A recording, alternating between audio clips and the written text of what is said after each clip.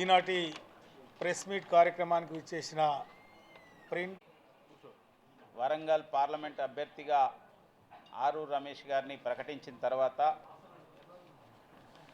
మొట్టమొదటి పార్లమెంట్ ఎన్నికల ఫ్రెండ్స్,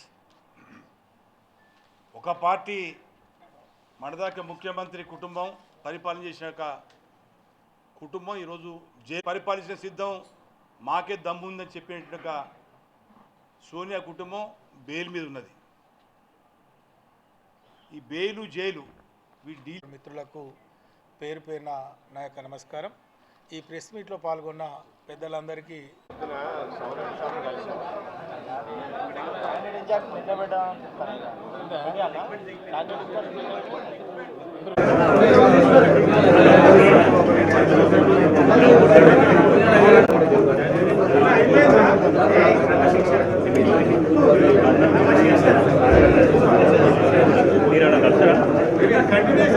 గతంలో 2 పార్లమెంట్ 84లో దేశంలో 2 పార్లమెంటు గెలిచినప్పుడు మరి వరంగల్ పార్లమెంట్ గెలిచి ఉన్నది.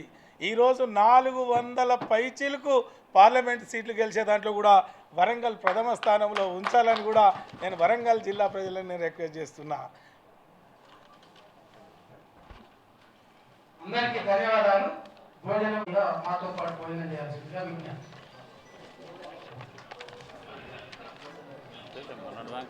ఇప్పుడు ఏం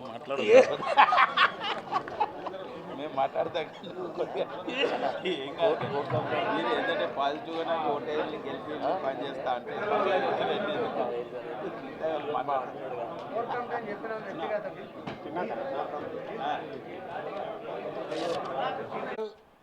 పార్లమెంట్ బీజేపీ అభ్యర్థి గెలుపు కోసం ఒక సన్నాహక సమావేశం పెద్ద ఎత్తున మరి ఏర్పాటు చేయడం జరిగింది.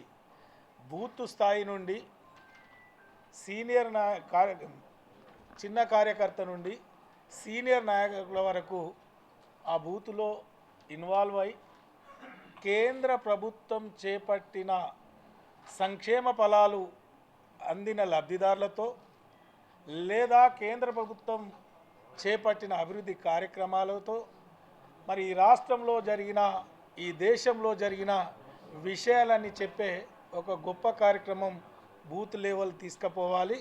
రేపటి ఎన్నికల్లో మరి మోడీ గారి నాయకత్వంలో విజయం సాధించాలని సూచనలు సలహాలు మరి కార్యకర్తకు చేయడం జరిగింది. మరి మా ప్రెస్ మిత్రుల ద్వారా నేను ఒకటే మనవి చేస్తున్నా.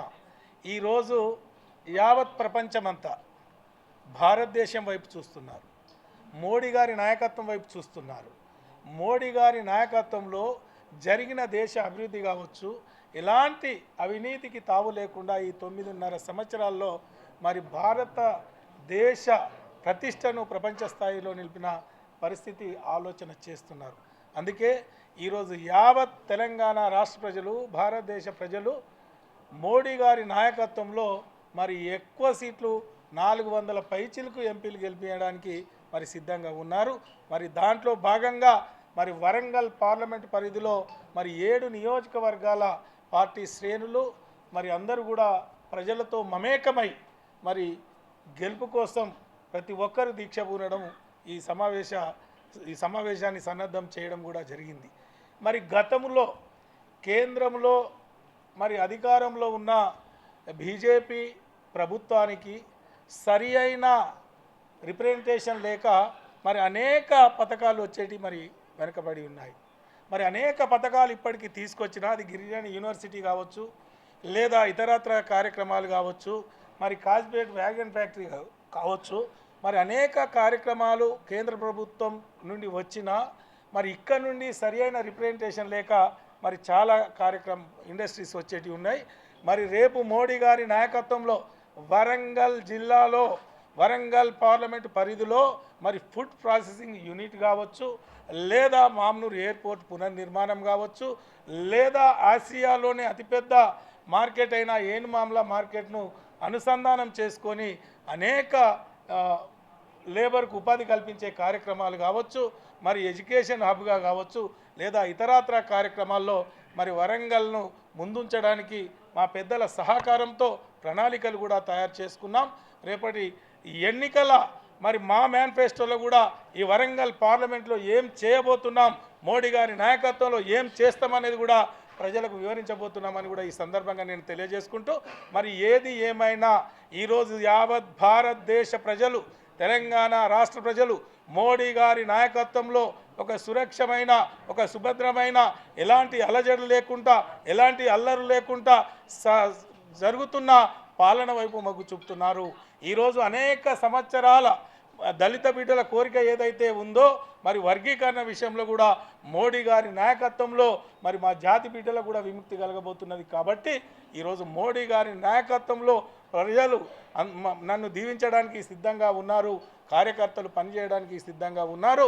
మరి ప్రజల ఆశీర్వాదంతో మరి మోడీ గారి నాయకత్వంలో వరంగల్ని అన్ని విధాలుగా అభివృద్ధి చేస్తానని కూడా ఈ సందర్భంగా నేను తెలియజేసుకుంటూ, ఈ ప్రెస్ మీట్లో పాల్గొన్న ప్రతి ఒక్కరికి పేరు పేరున ప్రత్యేకంగా ధన్యవాదాలు.